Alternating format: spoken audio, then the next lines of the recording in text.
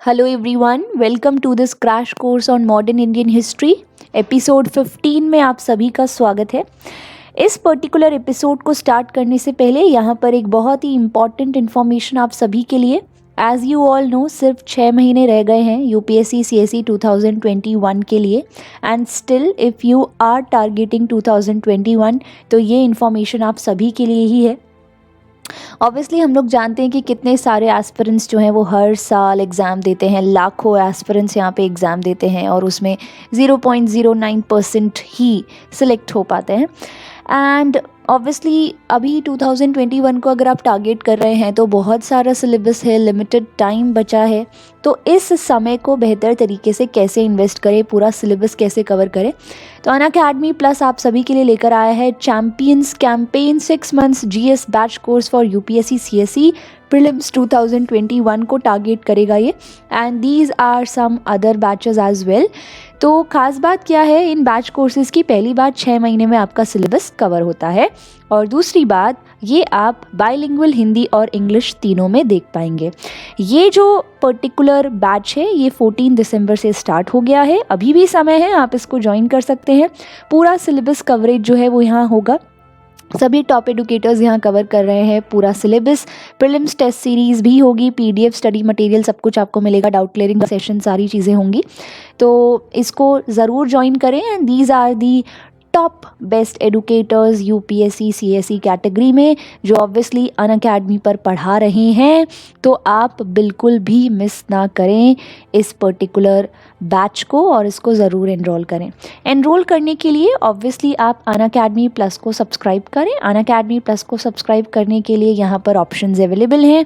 यहाँ पर 1 साल का, 2 साल और 3 साल का सब्सक्रिप्शन जो है वो अवेलेबल है। सब्सक्रिप्शन लेने के लिए आप ARTIYT10 इस पर्टिकुलर कोड का यूज़ कर सकते हैं, जिसकी हेल्प से ऑब्वियसली आपको यहाँ पे 10% डिस्काउंट मिलेगा अनअकैडमी प्लस के सब्सक्रिप्शन पर। इसके साथ साथ अनअकैडमी देता है आपको आइकॉनिक सब्सक्रिप्शन की भी सुविधा, जिसमें आप पर्सनल कोच ले पाएंगे। ऑब्वियसली वो आपके स्टडी प्लानर होंगे, आपको प्रॉपर गाइडलाइंस दी जाएंगी, यानी ये नॉर्मल प्लस सब्सक्रिप्शन का पैकेज है, लेकिन ये सारे बेनिफिट्स आपको आइकॉनिक में मिलते हैं। और आइकॉनिक का सब्सक्रिप्शन जो है उसकी डिटेल्स आप यहाँ देख सकते हैं। आइकॉनिक सब्सक्रिप्शन ले या नॉर्मल सब्सक्रिप्शन ले, ऑब्वियसली आप 10% डिस्काउंट अवेल करने के लिए ARTIYT10 इस पर्टिकुलर रेफरल कोड का यूज़ ज़रूर कर सकते हैं। इसके साथ साथ अनअकैडमी पर मैं स्पेशल लाइव क्लासेस ले रही हूँ, उन्हें भी अनलॉक करने के लिए ARTIYT10 इस रेफरल कोड, इनवाइट कोड का यूज़ ज़रूर करें। एंड चलिए अब शुरू करते हैं obviously episode number 15। Last session में हम लोगों ने जलियांवाला बाग हत्याकांड के बारे में बात की और कैसे इसी हत्याकांड के कारण यहाँ पे गांधी जी जो हैं वो ऑब्वियसली क्या करते हैं, ऑब्वियसली वो एक तरीके से डिसओबे मूवमेंट जो उन्होंने रॉलेट एक्ट के खिलाफ चलाया था उसको रोक देते हैं। So here we go. अब यहाँ पर काफ़ी ज़रूरत पड़ गई है कुछ चीज़ों को समझने के लिए। ऑब्वियसली बहुत से मुद्दे थे सामने, रॉलेट एक्ट, जलियांवाला बाग हत्याकांड, and obviously government of India act 1919 जो है वो भी कुछ इतने ज़्यादा बेनिफिट्स लेकर नहीं आया था इंडियंस के लिए। तो इन सभी चीज़ों को लेकर गांधी जी ऑब्वियसली यहाँ पर प्लान कर रहे थे एक प्रॉपर मास लेवल का non cooperation movement. But the interesting part is which we need to understand कि गांधी जी इसको मास बनाना तो चाहते हैं, मास मूवमेंट, लेकिन उसमें वो मुस्लिम्स और ऐसे ही बहुत से दूसरे जो कम्युनिटीज़ हैं उनका सपोर्ट भी चाहते हैं। तो यहाँ पे अगर एक तरह से देखा जाए तो स्वदेशी मूवमेंट में लोअर क्लास मुस्लिम्स ने पार्टिसिपेट किया था, वहीं अगर हम मिडिल क्लास और अपर क्लास मुस्लिम्स की बात करते हैं तो उनका पार्टिसिपेशन स्वदेशी मूवमेंट में बहुत कम देखने को मिला। तो आखिर वो ऐसी कौन सी चीज़ है जिसकी वजह से वो एक दूसरे से सबसे ज़्यादा मिले हुए हैं, जुड़े हुए हैं? वो ऑब्वियसली उनका रिलीजन है। तो रिलीजन से जुड़ा हुआ जब भी कोई मुद्दा होगा तो आप अपर क्लास, लोअर क्लास, सभी मुस्लिम्स को बल्कि एक साथ एकजुट होकर लड़ते हुए देखेंगे। तो ऑब्वियसली बात है कि यहाँ रिलीजन का मुद्दा अगर आता है तो मुस्लिम्स का हर लेवल से सपोर्ट जो है वो मूवमेंट को ज़रूर मिलेगा, और ऐसा ही कुछ हुआ 1919 के दौरान।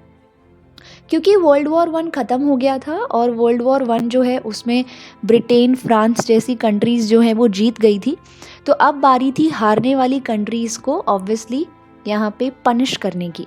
जर्मनी को भी पनिश किया गया, जर्मनी को भी काफ़ी सारी चीज़ें कही गई जो वो नहीं कर सकते। 1 लाख से ज़्यादा की आर्मी नहीं रख सकते, ऑस्ट्रिया जैसी कंट्रीज़ के साथ वो अलायंस नहीं बना सकते, तो इस तरह की बहुत से पॉइंट्स थे। वहीं आता है Ottoman Turkish empire. Ottoman Turkish empire जो है उसको ब्रिटेन ने ऑफ़र दिया था वर्ल्ड वॉर वन के ही दौरान कि वो उसे सपोर्ट कर सकता है ताकि रशिया तक प्रॉपर तरह से फूड पहुंचाया जा सके।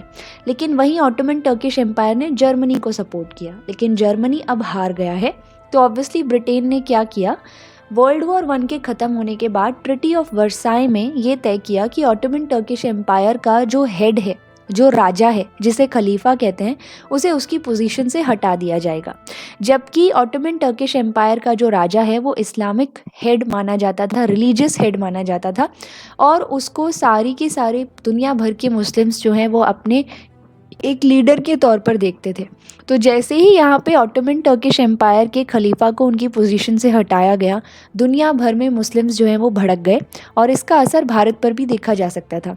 भारत में भी 2 भाई अली ब्रदर्स बेसिकली यहाँ पे मोहम्मद अली और शौकत अली जो हैं वो यहाँ ऑल इंडिया खिलाफत कॉन्फ्रेंस बुलवाते हैं और वो डिसाइड करते हैं कि हम एक नॉन कॉपरेशन मूवमेंट करेंगे ऑब्वियसली ब्रिटिशर्स के खिलाफ, और खलीफा की पोजीशन जो है उसको रिस्टोर करने की मांग करेंगे। तो यहाँ पे इन दोनों भाइयों ने नॉन कॉपरेशन मूवमेंट लॉन्च किया। हालांकि ये था तो नॉन कॉपरेशन मूवमेंट ही, लेकिन ये खिलाफत मूवमेंट के नाम से ज़्यादा पॉपुलर हुआ। गांधी जी को नफ्स का पता चल गया और उन्हें लगा कि चलिए जलियांवाला बाग हत्याकांड, रॉलेट एक्ट के साथ साथ इस मुद्दे को भी उठाया जाए ताकि मासेस का सपोर्ट हमें मिल सके और मासेस जो हैं उसकी क्वालिटी अच्छी हो, मतलब हर सेक्शन जो है वो यहाँ पर सामने आए, इस मूवमेंट में पार्टिसिपेट करे इंक्लूडिंग मुस्लिम्स।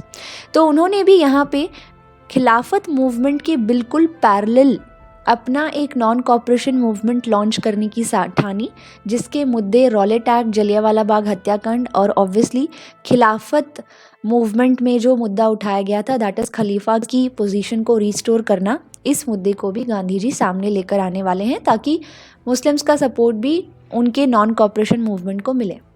तो यहाँ पे जून 1920 में ऑल पार्टी कॉन्फ्रेंस होती है और ये ऑल पार्टी कॉन्फ्रेंस जो है वो इलाहाबाद में मिल रही है एंड देन दे डिसाइडेड कि हम इस तरीके से नॉन कॉपरेशन मूवमेंट जो है वो शुरू करेंगे।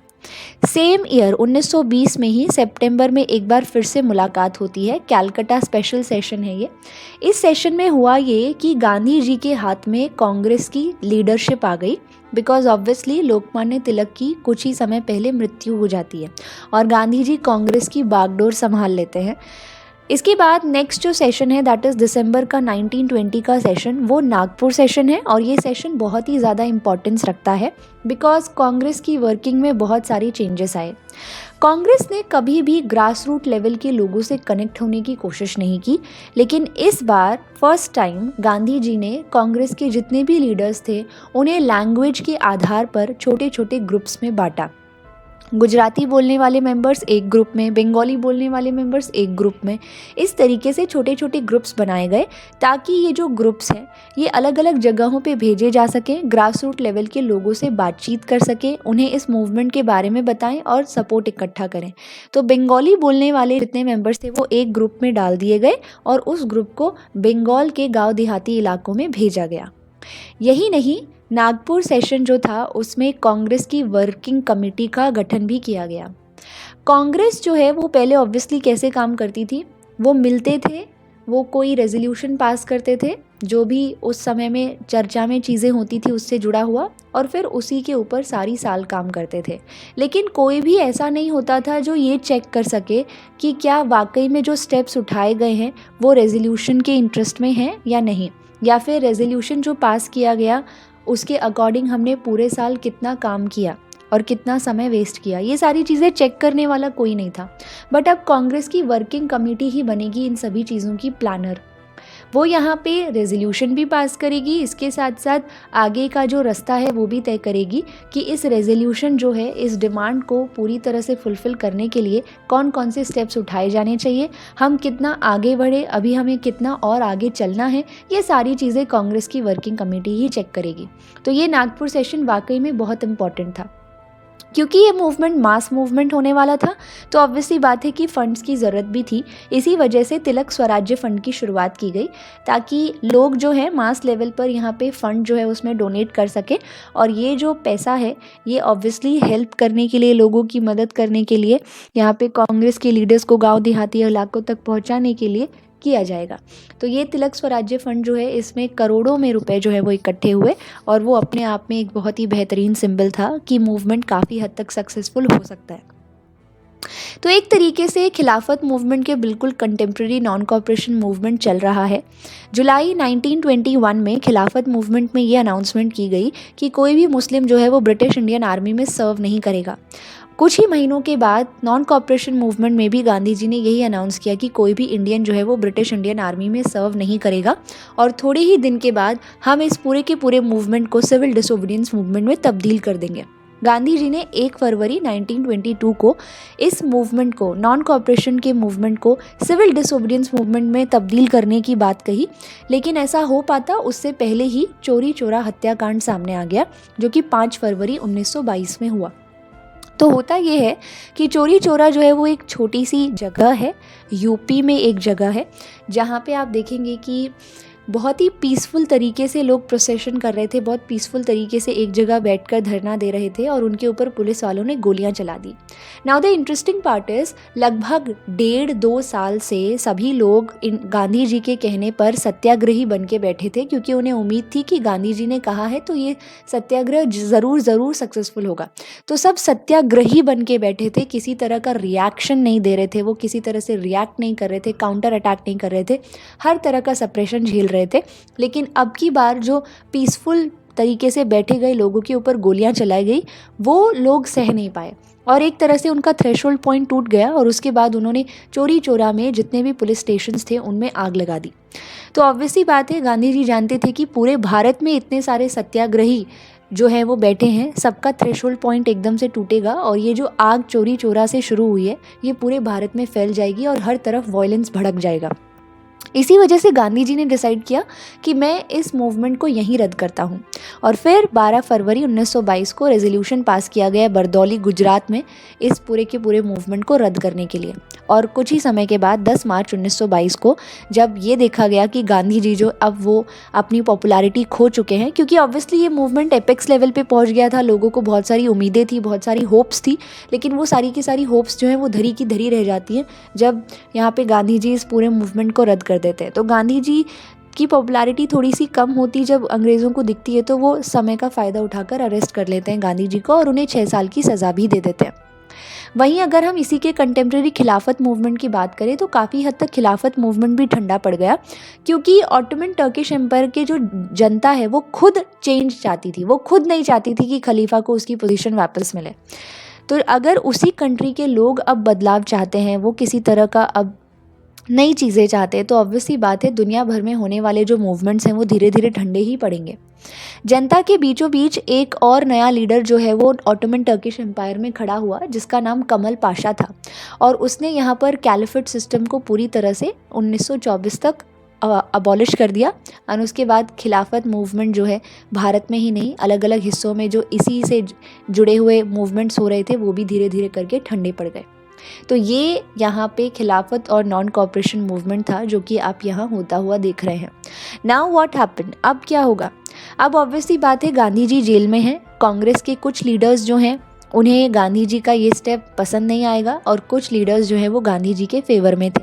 तो आप क्या देखेंगे, एक तरीके से यहाँ पे ऐसे लीडर्स जो कि गांधी जी के इस स्टेप से नाखुश थे वो स्वराजिस्ट कहलाए और ऐसे लीडर्स जो गांधी जी के इस स्टेप को सही मानते थे वो नो चेंजर्स कहलाए।